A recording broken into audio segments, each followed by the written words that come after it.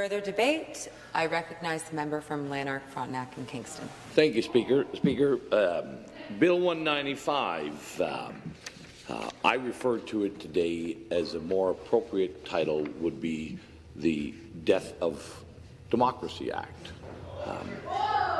Sure, please. Yep. The Death of Democracy Act. You know, and, well, maybe you're here more often, you'd see that. The Reopening Ontario Act, as stated by the Canadian Civil Liberties Association, states it said illegitimate purpose and seriously flawed. There is no need for this bill. And that's what I want to get into during this discussion is why? Why this bill?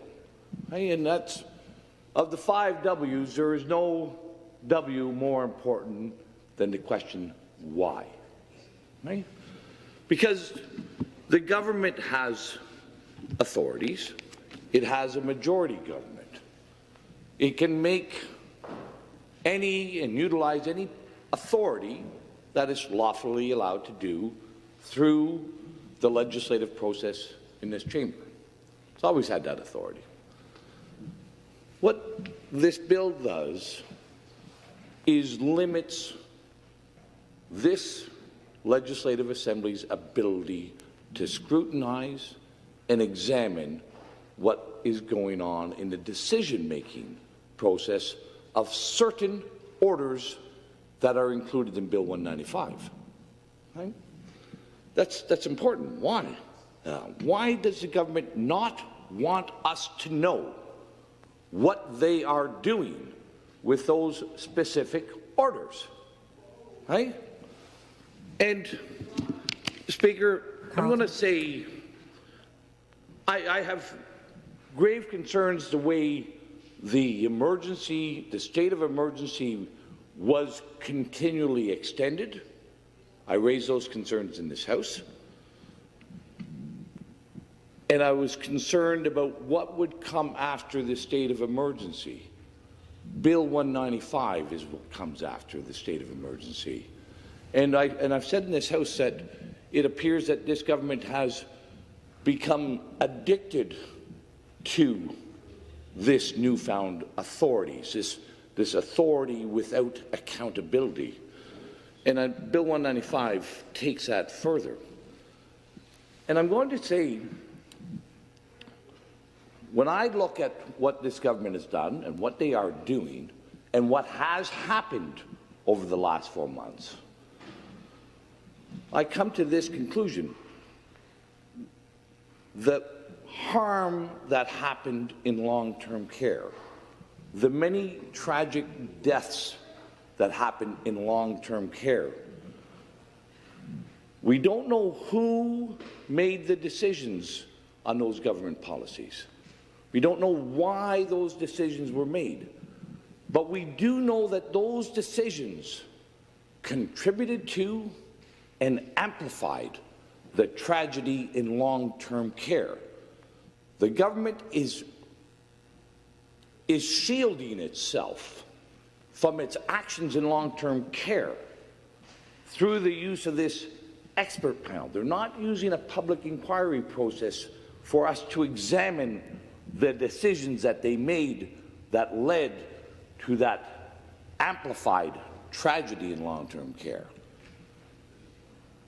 Bill 195 puts more and more distance between the decisions that happen in long-term care and our ability to find the facts, the ability for us to have the evidence revealed. Bill 195 extends this period out to a year or greater. That's really what I see as why. Why is the government doing this? They do not want to see those decisions and those policies scrutinized by the members of this House or by the public or by the media anytime soon. And I'll refer members of this House. There's a really interesting research paper done by the Ontario Civil Liberties as well, the Ontario Civil Liberties Association, from a PhD scientist, Denis Rancourt. And it's a substantial document, and I've got the website, the link on my website. I would encourage people to look at his analysis of what happened in long-term care with COVID-19. And he uses this, and he goes into the medical side of this, and I think this is important for everybody to understand, because we had such a significant number of deaths in long-term care. And he uses a term that we accelerated the death of those people in long-term care. Our government policies actually accelerated the death and the tragedy in long-term care. And there was a whole bunch. Many people will maybe have forgotten some of these policies, but these policies of not allowing residents to leave, the policy not of allowing the family physicians, the OMA, to create assessment centres, the policy that prevented many residents of long-term care from being admitted into hospitals. There's a whole bundle of these policies that have escaped scrutiny. But there's others, and he goes on to point these out. And I think it's good for all of us to understand this. You know, you're elderly, you have chronic illness or multiple illnesses, you're in a long-term care facility, your immune system is diminished, and the government comes out and says, we're in a pandemic. You're already in a compromised position.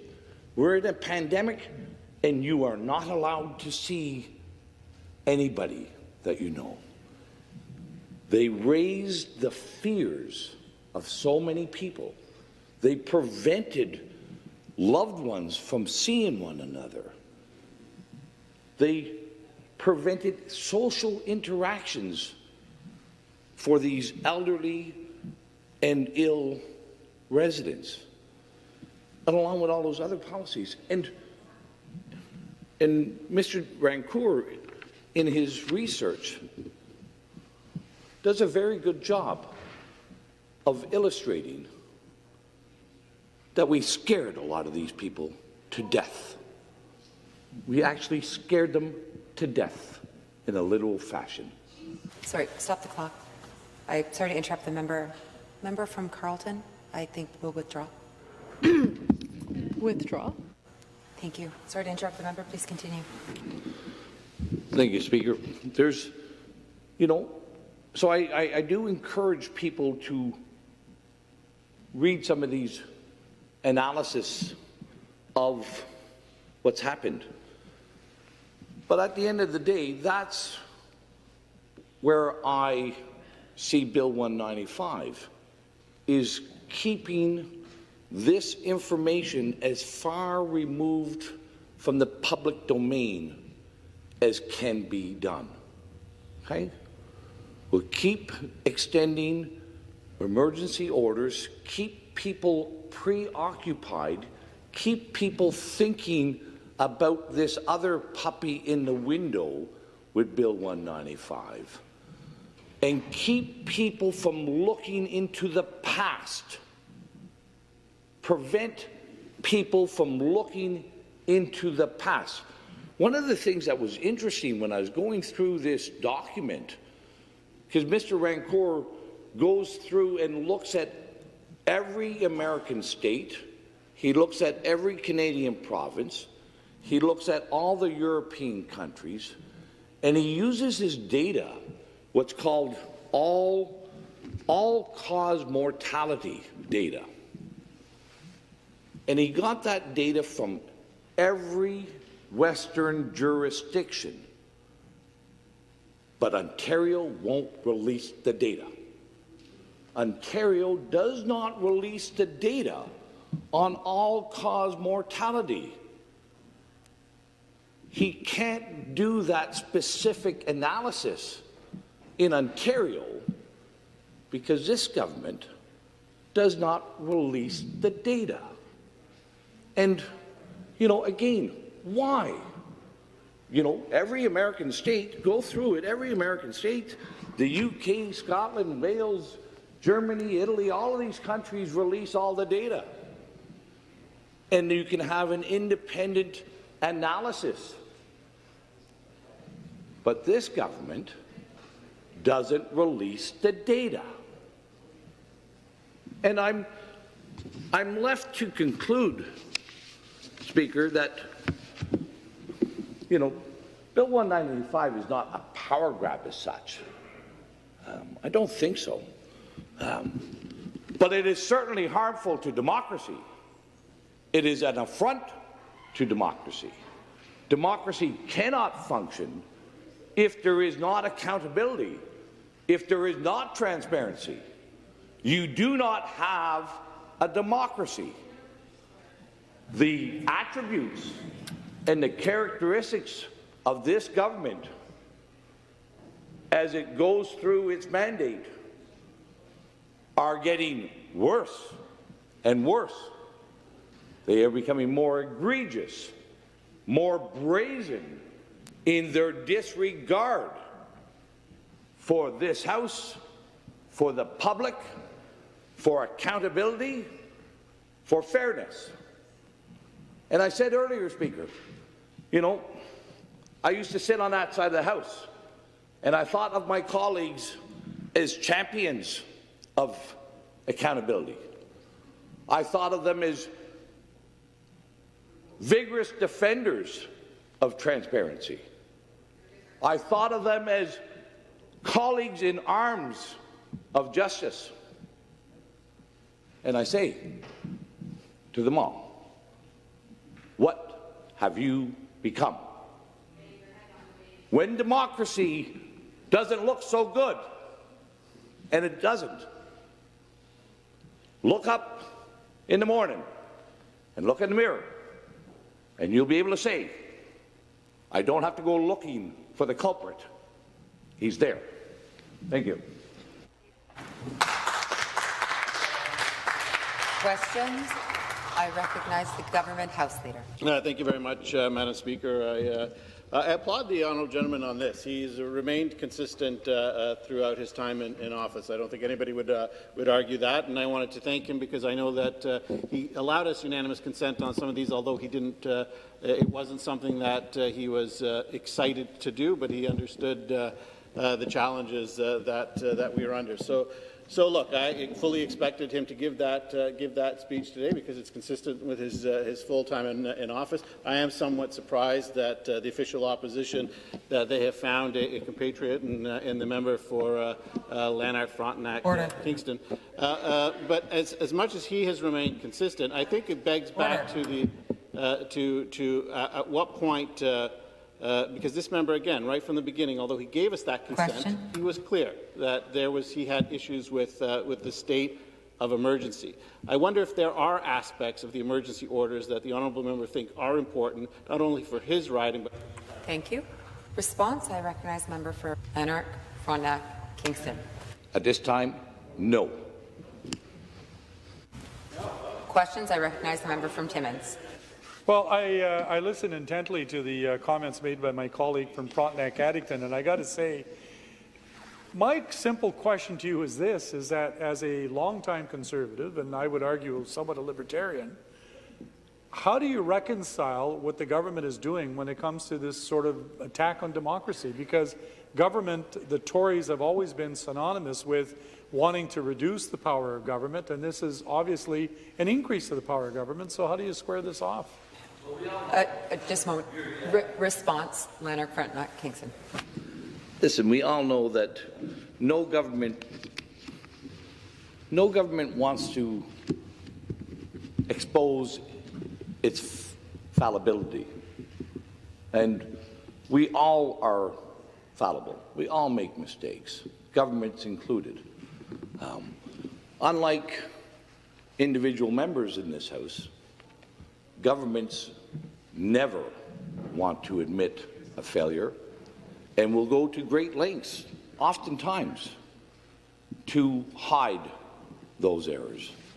I do believe that I was very supportive of those initial actions back in March. The unknowns were huge. Response? But evidence became revealed and known, and it was not acted upon without that tragedy. Further questions? I recognize member from Ottawa West Nepean. Thank you, Madam Speaker. I appreciate the comments from the member for Lanark, Frontenac, Kingston. As the member knows, his riding is one of my favourite places in the province, and I spent much of my childhood and as many weekends as I can up at Pike Lake in his wonderful riding. The member and I have known each other for quite some time. We agree on some things, disagree on others. I was curious, back in March, the member introduced his private member's bill to strike a committee on Indigenous relations, and at the time he discussed how a committee is such a crucial tool in Parliament to deal with our greatest challenges. At the time he referred, of course, to Indigenous relations. I wonder if the member might be able to comment on why he feels that a committee for emergency response for COVID is not a suitable parliamentary matter. Thank you. Response, Lanark, Frontenac, Kingston. Thanks for the member from Nepean. The all-party committee that I proposed in its legislature adopted through that motion, has enacted, had no limitations on its function and its use. The select committee that has been established by motion 84 or 85, or whichever motion, has very defined limits on its questioning of who it can question, and very short time frames on who it can question, and has no ability to compel that person. It says the Premier may show up. It doesn't say the Premier shall, and so there's no ability to compel any actual result out of that committee. Thank you. Further questions? Recognize member from Thunder Bay, Atikokan. Thank you. And I thank the member from Lanark, Frontenac, Kingston, an area where my daughter was living, and you were her MPP until she moved back home. So I'm really happy about that. But she loved her time there. And I thank you for your comments. I am interested in, as a insider into the Conservative psyche, and I was intrigued by your why they're doing this. Could you expand on that a bit? Response, the member from Lanark, Frontenac, Kingston. In a minute, I'm not going to be able to expand on too much more. But as I mentioned in the debate, there was all these policies that came through, and if you remember, the policies were going as fast and as furious, and every day there was more policies, and there was so much that you forgot what happened yesterday by the time today came around. And that's why none of these policies got suitable scrutiny. One of them is the memo that was issued by the Belleville Hospital to all the long-term care facilities in the Quinte area that said, if you have a resident who is exhibiting signs of COVID, we will not admit them to hospital. Okay? That meant you will die in place. And at the same time as telling those people that there was such a fear that was overwhelming us, and they couldn't see anybody, and then they were told they were being denied medical treatment as well. Further questions? I recognize member from Carleton. Thank you, Madam Speaker. So I listened intently to the member's comments, and aside from the fact that accusing our government of bringing about the death of democracy is not only an insult to every single person like myself who fled from an undemocratic regime to come to Canada and belittles the experience that we had dealing with an actual undemocratic society. What I'd like to ask the member is, when he speaks about the death of democracy and he's being so dramatic, how does he speak to or or what's his response to the fact that in Ontario we've had less than 3,000 deaths, whereas just south of the border we've had over 138,000 deaths. So my question to the member is, how do you square that with your allegations that we're not doing a good job as government? Thank you. Response, member from Lanark, Frontenac, Kingston. Well, generally, when I make a comparison, I try to compare apples with apples and not apples with oranges. The population in the United States is over 350 million people. The population here is 14 million people. So if you want to be critical, at least come up with some good, substantial, and relative facts about this comparison. You know, you can't compare a jurisdiction of 14 Order, million. please. Questions, further questions. I recognize the member from Essex. Mr. Speaker, the member has been here for quite some time, and we certainly appreciate his counsel on these types of matters. I'm wondering if he can tell us what cautionary tales he might envision in the future for future legislatures. If this is indeed a precedent. We call it the slippery slope. We saw lots of slippery slope through the Liberals. This, I would say, is an avalanche in terms of the devolution of democracy. I'm wondering if he can foresee what impact this might be on oversight and accountability through this Question. body. Response, I recognize the member from Lanark, Frontenac, Kingston. Well, I would phrase it like this. You know, institutions are built slowly and incrementally. Institutions also crumble slowly and incrementally through erosion. And I think that's what we're seeing here is a significant erosion. We saw something that could be justified back in March because of unknowns. That's without a doubt. I think it would have been reckless to do otherwise. But as we kept eroding week after week, month after month, and we kept forgetting that there was new evidence we should be looking at, there was new data that we should be looking at, we should be looking at new things, we continued to erode. I found it astonishing that this government would bring in this bill at this time. What it'll do in a year from time, I have no idea. Thank you.